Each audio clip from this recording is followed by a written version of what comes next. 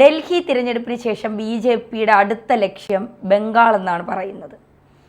കഴിഞ്ഞ നിയമസഭാ തെരഞ്ഞെടുപ്പിൽ ബംഗാളിലെ 2021 നടന്ന നിയമസഭാ തെരഞ്ഞെടുപ്പിൽ TMC 213 സീറ്റുകളാണ് നേടിയത്. BJP 77. ലക്ഷ്യസ്ഥാനത്തെത്താൻ BJPക്ക് കഴിഞ്ഞില്ല എങ്കിൽ പോലും അവർ കൃത്യമായ ഒരു പദ്ധതിയും ആസൂത്രണവും ഒക്കെ ബംഗാളിൽ നടത്തുന്നുണ്ട് എന്നാണ് പുറത്തു വരുന്ന വിവരങ്ങൾ.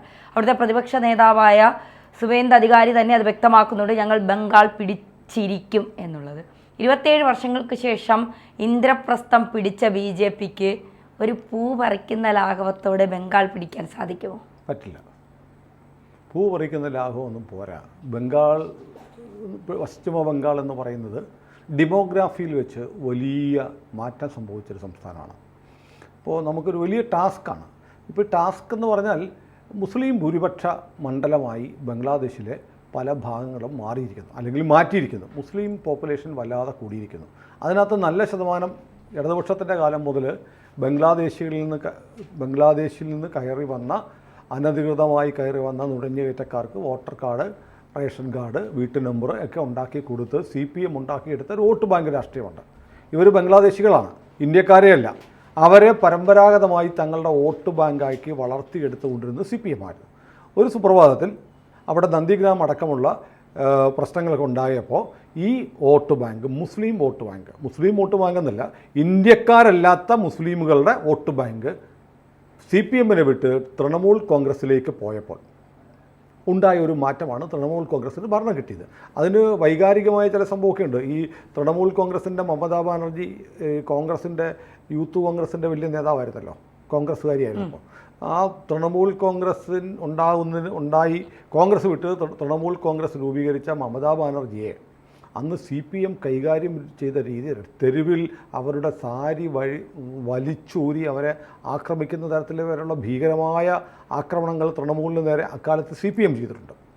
അങ്ങനെ മമതയ്ക്ക് അനുകൂലമായി ഒരു വലിയ സഹതാപ തരംഗം ഉണ്ടാവുകയും ഒപ്പം ഈ ഇന്ത്യക്കാരല്ലാത്ത മുസ്ലിങ്ങളുടെ ഒരു വോട്ട് ബാങ്ക് CPMനെ വിട്ട് TMCയിലേക്ക് പോവുകയും ചെയ്തതാണ് മമതാ ബാനർജിയെ അധികാരത്തിലെത്തിച്ചത്.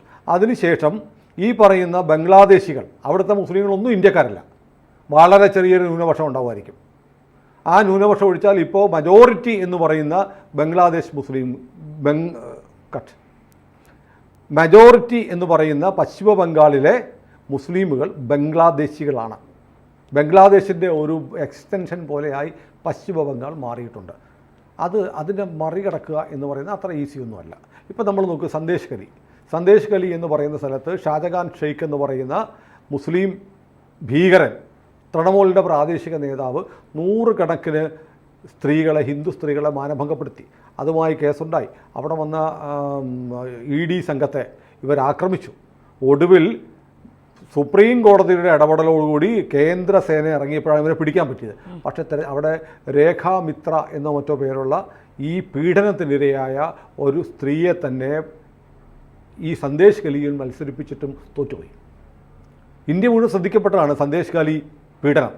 CPM പോലും അവിടെ വൃന്ദ കാരാട്ട് പോലും പോയി അവിടെ ചെന്നിട്ട് സന്ദേശ് ഖലിയിൽ പീഡനം നടക്കുന്നു. ഈ തൃണമൂലിൻ്റെ മുസ്ലിം ഗുണ്ടകൾ എന്നവർ പറഞ്ഞില്ല, മുസ്ലിം ഗുണ്ടകളാണ്. അവർ നടത്തുന്ന ക്രൂരമായ ലൈംഗിക അതിക്രമത്തെക്കുറിച്ച് CPM പോലും പരസ്യമായ നിലപാടെടുത്തു. വൃന്ദ കാരാട്ട് അവിടെ പോയി പ്രസംഗിച്ചതാണ്. എന്നിട്ടും സന്ദേശ് ഖലി പോലും ജയിക്കാൻ പറ്റില്ല. കാരണം അവിടെ മഹാഭൂരിപക്ഷവും ഈ പറഞ്ഞ നുഴഞ്ഞുകയറ്റക്കാരായ ബംഗ്ലാദേശികളായ മുസ്ലിമുകളാണ്. അവർക്ക് വോട്ടവകാശം കൊടുത്തിരിക്കുക, വോട്ടർ കാർഡ് ഉണ്ടാക്കി കൊടുത്തിരിക്കുക, വോട്ടർ പട്ടിക പേര് ചേർത്തിരിക്കുകയാണ്. പക്ഷേ ഇന്ത്യൻ മുസ്ലിങ്ങൾക്ക് വലിയ മാറ്റം ഉണ്ടെന്നൊരു തെളിവ് ഡൽഹി ഇലക്ഷനിൽ കണ്ടു. മുസ്തഫാബാദ് എന്ന് പറയുന്ന മണ്ഡലം, മുസ്തഫാബാദ് മണ്ഡലത്തിൽ 1,15,000 മുസ്ലിം വോട്ടർമാരുണ്ട്. 85% മുസ്ലിമുകളാണ്. അവിടെ BJP സ്ഥാനാർത്ഥി വൻ ഭൂരിപക്ഷത്തിന് ജയിച്ചു. 30,000-ൽ പരം വോട്ടുകളുടെ ഭൂരിപക്ഷത്തിന് ജയിച്ചു. എന്ന് പറഞ്ഞാൽ മുസ്ലിങ്ങൾ കൂട്ടത്തോടെ BJP വോട്ട് ചെയ്തു. അത് ഇന്ത്യൻ മുസ്ലിംസാണ്. പക്ഷെ ബംഗ്ലാദേശി മുസ്ലിങ്ങൾ വോട്ടർ പട്ടികയിൽ നിർണായക സ്ഥാനം വഹിക്കുന്ന പശ്ചിമ ബംഗാളിൽ ഇതത്ര എളുപ്പമല്ല. കാരണം അവർക്കറിയാം, ഏതെങ്കിലും കാരണവശാൽ BJPയുടെ ഭരണം വന്നാൽ തങ്ങൾ ബംഗ്ലാദേശികളാണെന്ന് തിരിച്ചറിഞ്ഞ് അവരെ ഇന്ത്യയിൽ നിന്ന് പുറത്താക്കാനുള്ള നടപടി BJP സർക്കാർ എടുക്കുമെന്ന് കൃത്യമായി ബോധ്യമുണ്ട്. ആർക്ക്? ഈ നുഴഞ്ഞുകയറ്റക്കാരായ ബംഗ്ലാദേശി മുസ്ലിംസായ ബംഗാളിൽ താമസിക്കുന്നവർക്ക്. ഇതാണ് ഒരു വ്യത്യാസം, ഞാൻ കാണുന്ന വ്യത്യാസമാണ്. ഒന്ന്, ഇന്ത്യൻ മുസ്ലിമുകൾക്ക് യു പിയിൽ വലിയ മാറ്റം ഉണ്ടായിട്ടുണ്ട്. പലയിടത്തും ബി ജെ പിക്ക് അനുകൂലമായി വോട്ട് ചെയ്യുന്ന മുസ്ലിംകൾ വന്നിട്ടുണ്ട്. മുസ്തഫാബാദ് അതിന് ഏറ്റവും പുതിയ ഉദാഹരണമാണ്. മുസ്തഫാബാദിലെ മുസ്ലിങ്ങൾ 85% മുസ്ലിങ്ങൾ ബി ജെ പി ജയിപ്പിച്ചിരിക്കുന്നു. ഇത് പക്ഷേ പശ്ചിമ ബംഗാളിൽ പ്രതീക്ഷിക്കാൻ പാടില്ല. കാരണം അവർ ഇന്ത്യക്കാരല്ലാത്ത മുസ്ലിങ്ങളാണ്. ബി ജെ പി വന്നാൽ തങ്ങളെ നാട് കടത്തുമെന്ന് കൃത്യമായി അറിയാവുന്നവരാണ്. അപ്പോൾ അവരെന്ത് ചെയ്യും? ഉറപ്പായും ബി ജെ പിക്കെതിരായ ഒരു സ്റ്റാൻഡ് എടുക്കും. അതൊരു വലിയ ഘടകം തന്നെ. ഡെമോഗ്രാഫിയിൽ, ജനസംഖ്യയിൽ കൃത്രിമമായി വിദേശ പൗരന്മാരെ കുത്തി നിറച്ച് കൊണ്ടുവന്നു ഉണ്ടാക്കിയിരിക്കുന്ന ഒരു മാറ്റം. ഇപ്പം പാർലമെൻറ്റ് ഇലക്ഷൻ 42 സീറ്റാണ് പശ്ചിമ ബംഗാളിലുള്ളത്. 29 സീറ്റ് തൃണമൂലിന് കിട്ടി. ബി ജെ പിക്ക് 12 സീറ്റാണ്, കോൺഗ്രസിന് 1 സീറ്റുണ്ട്. അതാണ് അവസ്ഥ. 1 സീറ്റാണെന്നാണ് എൻ്റെ ഓർമ്മ. ഇങ്ങനെയാണ് അവിടെ ഭരിക്കുന്നത്. ഈ പശ്ചിമ ബംഗാളിലെ അസംബ്ലിയിലെ മാർച്ചിൽ, അടുത്ത വർഷം മാർച്ചിൽ കാലാവധി തീരാൻ പോകുന്ന പശ്ചിമ ബംഗാൾ അസംബ്ലിയിൽ ബി ജെ പിക്ക് 77 സീറ്റുണ്ട്. ഈ 77 സീറ്റ് എന്ന് പറയുന്നത് ബി ജെ പി ഒറ്റ അക്കത്തിൽ നിന്ന് തുടങ്ങിയതാണ്.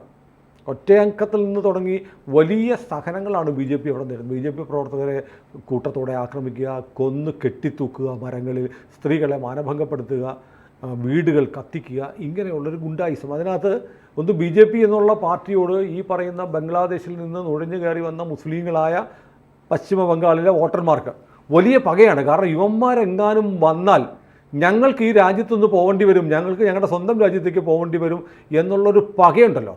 അതുകൊണ്ട് ഇവർ ഒരു കാരണവശാലും വരരുത്, ഇവിടെ നിലനിൽക്കരുത്, പറ്റുമെങ്കിൽ ഇവനെ തീർക്കണം എന്ന മനോഭാവത്തിൽ നടക്കുന്ന തീവ്രവാദികളായ ഇന്ത്യക്കാരല്ലാത്ത വോട്ടർമാർ അവിടെയുണ്ട്. ഇന്ത്യക്കാരല്ലാത്ത വോട്ടർമാരെ ഹാൻഡ് പിക്ക് ചെയ്ത് മാറ്റാതെ പശ്ചിമ ബംഗാളിനെ പിടിച്ചെടുക്കുക അത്ര ചെറിയ ടാസ്കൊന്നുമല്ല. ഇത് പറയുമ്പോൾ ത്രിപുര നമ്മുടെ മുന്നിലുണ്ട്. ത്രിപുരയിലും ഈ പറഞ്ഞ പോലെ നുഴഞ്ഞുകയറ്റക്കാരും ബംഗ്ലാദേശികൾ വന്ന് താമസിക്കുന്ന സ്ഥലമൊക്കെ ഉണ്ട്. പക്ഷേ ത്രിപുര വളരെ കൃത്യമായ ആസൂത്രണത്തോടുകൂടി ബി ജെ പി മാത്രമല്ല, ബി ജെ പി അല്ല, അവിടെ ശരിക്കും പണിയെടുത്തത് RSS ആണ്. RSS പണിയെടുത്തുണ്ടാക്കിയ ഒരു നെറ്റ്വർക്കിലൂടെയാണ് CPM-ൻ്റെ പതിറ്റാണ്ടുകൾ പിന്നിട്ട ഭരണത്തെ അട്ടിമറിച്ച് ത്രിപുര പിടിക്കാൻ പറ്റിയത്. ഇപ്പോൾ എല്ലാവരും കാണുന്ന ഒരു കാര്യമുണ്ട്. ഇപ്പോൾ RSS-ൻ്റെ സർസംഘചാലക് മോഹൻ ഭഗവത് ജി ഇപ്പോൾ 10 ദിവസമായിട്ട് പശ്ചിമ ബംഗാളിലുണ്ട്. അദ്ദേഹം തുടർച്ചയായി 10 ദിവസം പശ്ചിമ ബംഗാളിൽ പരിപാടികളിൽ പങ്കെടുക്കുന്നു. ഇതൊക്കെ കാണുമ്പോൾ ആളുകൾ ഓർക്കുന്നുണ്ട്, അടുത്ത പശ്ചിമ ബംഗാൾ ഇലക്ഷന് വേണ്ടി ഉള്ള ഒരു കരുനീക്കങ്ങൾ, RSS-ൻ്റെ യന്ത്രം, എണ്ണയിട്ട യന്ത്രം പോലെ പ്രവർത്തിപ്പിക്കാൻ അദ്ദേഹം ശ്രമിക്കുകയാണെന്നൊക്കെ പറയും. ഇത് ഞാൻ ഒരിക്കലും നമ്മുടെ TG മോഹൻദാസിനോട് ചോദിച്ചു. അപ്പോൾ എന്നോട് ചേട്ടൻ പറഞ്ഞത് RSS-ന് അങ്ങനത്തെ യന്ത്രമൊന്നുമില്ല. എന്ത് യന്ത്രം? എണ്ണയിട്ട പോലെ രാവിലെ വരുന്നു, അതിന് എണ്ണയിടുന്നു, ഇത് കറക്കിക്കൊണ്ടിരിക്കുന്നു, അങ്ങനെയൊന്നുമല്ല. ഒരു തീരുമാനം എടുക്കുന്നു, ആ തീരുമാനം നടപ്പാക്കുന്നു. ഇത് വളരെ ഫലപ്രദമായി എല്ലായിടത്തും കാണുന്നത്. അപ്പോൾ നമുക്ക് കഴിഞ്ഞ ലോക്സഭാ തെരഞ്ഞെടുപ്പ് UP-യിൽ വലിയ പരാജയം ഉണ്ടായി. UP-യിൽ പരാജയം ഉണ്ടായി എന്ന് മാത്രമല്ല, അയോധ്യ ഇരിക്കുന്ന മണ്ഡലത്തിൽ SP സ്ഥാനാർത്ഥി ജയിച്ചു. അപ്പോൾ വലിയ തിരിച്ചടിയായിരുന്നു. പക്ഷേ ഇപ്പോൾ നോക്കൂ, അയോധ്യ ഇരിക്കുന്ന മണ്ഡലത്തിൽ അവിടെ ജയിച്ച SP-യുടെ MP-യുടെ മകനെ BJP ഭീകരമായ ഭൂരിപക്ഷത്തിന് തോൽപ്പിച്ചു, പകരം വിട്ടി. അപ്പം സംഘവും RSS-ഉം BJP-യും പറ്റിയ പിശകുകൾ പരിഹരിച്ച് ഒരു മെക്കാനിസം ഉണ്ടാക്കി വരുന്നുണ്ട്. അത് പശ്ചിമ ബംഗാളിലും ഫലപ്രദമായി ഉപയോഗിക്കുമായിരിക്കും. ബംഗാളിൽ ഈ പറഞ്ഞ പോലെ മമതയ്ക്കെതിരെയുള്ള ഒരു വലിയ വികാരം ഉണ്ടായി വരും എന്നൊക്കെ നമ്മൾ കരുതിയിരുന്നു. RG കാർ ആശുപത്രിയിലെ ആ ഡോക്ടറുടെ ബലാത്സംഗത്തിന് ശേഷം. അപ്പോൾ അതിനുശേഷം നടന്ന ഉപതെരഞ്ഞെടുപ്പുകളിലും പക്ഷേ തൃണമൂൽ കോൺഗ്രസ്സാണ് ജയിച്ചത്.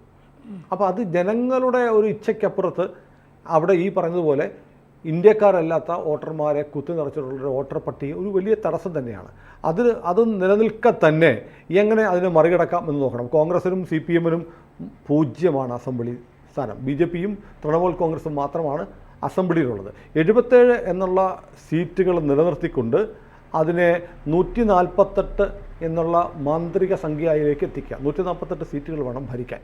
അതായത് ഇപ്പോൾ ഉള്ളതിൻ്റെ നേരെ ഇരട്ടി സീറ്റുകൾ അല്ലേ നേടുകയാണ് BJP-യുടെ ലക്ഷ്യം. അതിനുവേണ്ടി BJP കഴിഞ്ഞ 5 വർഷക്കാലം BJP നിശബ്ദമായി പണിയെടുക്കുന്നുണ്ട്. സുവേന്ദു അധികാരി പറഞ്ഞതുപോലെയുള്ള പ്രതീക്ഷാനിർഭരമായ പ്രവർത്തനങ്ങൾ നടക്കുന്നുണ്ട്. ഏതായാലും മോഹൻ ഭാഗവത് പശ്ചിമ ബംഗാൾ പോലെയുള്ള ഒരു സ്ഥലത്ത് 10 ദിവസം ക്യാമ്പ് ചെയ്യുന്നു എന്നുള്ളത് വലിയ ശ്രദ്ധേയമായൊരു കാര്യമാണ്, ചർച്ചയാവുന്നുണ്ട്. പിന്നെ ഈ രാജ്യത്തെ സംബന്ധിച്ച് വളരെ പ്രധാനമാണ് ബംഗാളിൻ്റെ ഭരണം BJP പിടിക്കുക എന്നുള്ളത്. അല്ലെങ്കിൽ ബംഗാൾ നമുക്ക് നഷ്ടപ്പെട്ടു പോകുന്ന ഒരവസ്ഥയിലേക്ക് വരും. അപ്പോൾ ബംഗാളിൽ BJPക്ക് ജയിച്ചേ പറ്റൂ. ജയിക്കണം. ജയിക്കേണ്ടത് രാജ്യത്തിൻ്റെ ആവശ്യമാണ്. പശ്ചിമ ബംഗാൾ മമതയെ തോൽപ്പിക്കുക എന്നുള്ളത് രാജ്യത്തെ വീണ്ടെടുക്കാൻ നമ്മുടെ ഒരു സംസ്ഥാനം നമുക്ക് നഷ്ടപ്പെട്ടു പോകാതിരിക്കാൻ വേണ്ടിയിട്ടാണ്. അതിനു വേണ്ടിയിട്ടുള്ള ശ്രമങ്ങൾ BJP നടത്തും. BJPക്ക് നമ്മൾ പറയുന്ന ഇവിടെ നമ്മൾ ഈ ചാനലിൻ്റെ ഈ ചെറിയ സ്റ്റുഡിയോയിലിരുന്ന് സംസാരിക്കുന്നതിന് അപ്പുറത്തുള്ള ഒരു സ്ട്രാറ്റജി BJPക്കുണ്ട്. മോഹൻ ഭാഗവതിന് കാര്യങ്ങൾ അറിയാം. അതിലൊക്കെ ഉപരി BJPയുടെ തിരഞ്ഞെടുപ്പ് തന്ത്രങ്ങൾ എക്കാലത്തും തീരുമാനിക്കുന്ന ചാണക്യനായ മൊട്ടാബായി ഉണ്ടല്ലോ, അമിത്ഷാ വളരെ സൈലൻ്റായിരുന്ന് കരുക്കൾ നീക്കുന്നുണ്ട്. മോദിയുടെ ഒരു ഇമേജും അമിത്ഷായുടെ കരുനീക്കവും മോഹൻ ഭാഗവതിൻ്റെ ഗ്രാസ് റൂട്ട് ലെവലിലുള്ള സംഘപരിവാരത്തിൻ്റെ RSSൻ്റെ ഒരു ഇടപെടലും കഴിഞ്ഞ 5 വർഷമായി നിശബ്ദമായി നടത്തിക്കൊണ്ടിരിക്കുന്ന ഒരു നീക്കം. അവിടുത്തെ ഹിന്ദുക്കൾക്ക് പക്ഷേ ഇപ്പോൾ ഒരു ബോധം ഉണ്ടായിട്ടുണ്ട്.